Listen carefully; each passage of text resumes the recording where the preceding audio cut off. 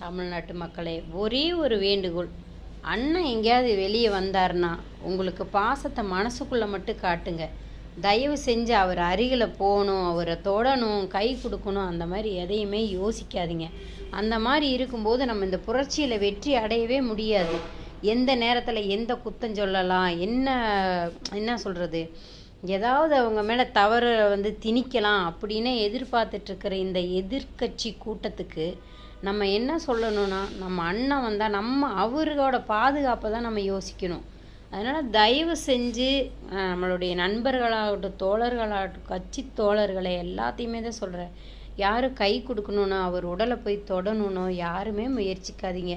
அவருக்கு நடக்கிறதுக்கு வழி விட்டு அவரை பாதுகாப்பாக அவரோட காருக்கு போகிற வரைக்குமே அவர் பாதுகாப்பாக அவருக்குன்னு வழி விட்டு ஒதுங்கி நின்று அவரை பாருங்கள். தயவு செஞ்சு யாருமே அவரை போய் தொடாதீங்க, நெருக்காதீங்க. ரொம்ப கஷ்டப்படுறாரு, பார்க்குறக்கு ரொம்ப கஷ்டமாக இருக்குது. வீடியோலாம் அவருக்கு எல்லா இடத்துக்கும் வரணும், எல்லா மக்களையும் பார்க்கணும், எல்லாத்தோட கஷ்டத்தையும் கேட்கணும் அப்படின்னு ரொம்ப ஆசை இருக்குது. ஆனால் அவர் ரொம்ப நெருக்கமாக இருக்கிறனால அவரால் ஒன்றுமே பண்ண முடியல.